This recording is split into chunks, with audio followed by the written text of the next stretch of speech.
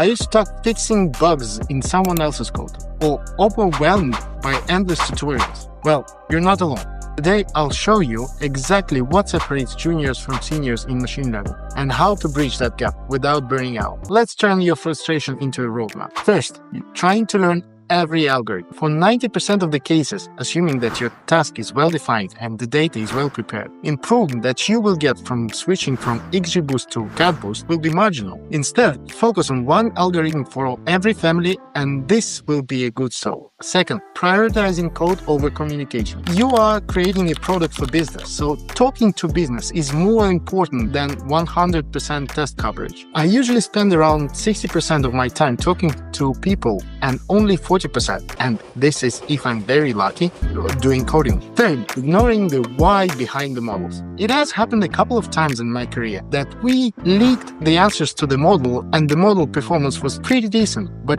we did not bother too much to investigate why. In fact, answering those why questions is the most productive thing you can do to your model. Why am I organizing training data like this? Or there's another way. Or why am I undersampling my training data like this? Or there is another way. Juniors often drawn in 100-hour courses, but seniors usually stack skills strategically. And here's how. First, base layer required for survival. Python, Git, and 2-3 key algorithms like regression, trees, neural network. For example, build a good enough model fast, even if the AUC is 0.7. Mid-layer, debugging pipelines, data storytelling, and basic cloud deployment. Creating the whole end-to-end pipeline is what seniors are capable of. So if you want to progress toward that field, you need to learn that skill. Top layer, leadership, system design, mentoring, cost-aware, and management. For example, cloud cost versus accuracy. Skip mastering SVM kernels. Focus on skill that lets you ship projects, not just notebooks. When the model fails, juniors will usually focus on tweaking hyperparameters for days, while seniors will ask, is the data rotten? Or did we misdefine the problem? Usually this will bring a much bigger impact to your model's performance. Here's the seniors checklist for this point. Validate your data distributions. Make sure that train and test split distributions are similar. Check that evaluation matrix are aligned with business goals. For example, precision pre-call for fraud detection. And thirdly, simplify. Replace neural network with logistic regression and probably performance will be similar. So next time your model crashes, start with the data, not the code. Seniors don't work harder, they work smarter.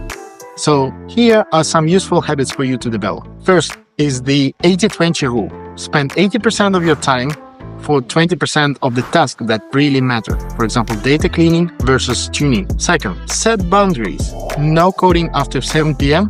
Well, usually seniors protect their focus time. That's the most precious resource that you can have in a project. Third, learn to say no. You don't need to join every meeting. Protect your deep work hours.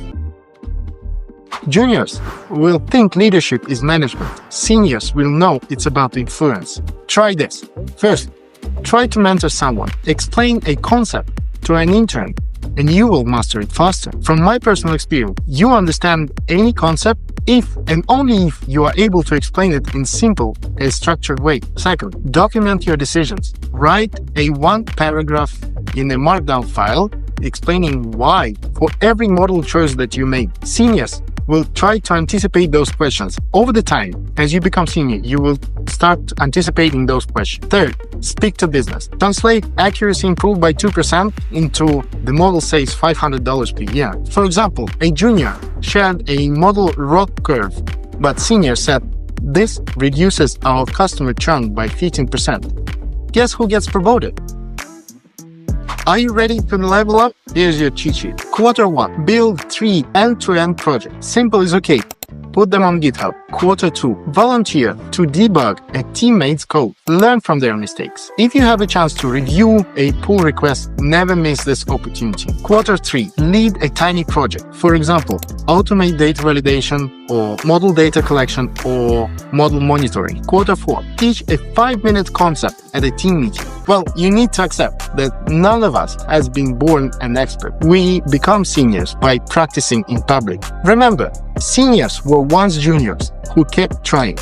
Focus on skills that matter Protect your energy and share your achievements. I would suggest you to do these 3 things right after you finished watching this video.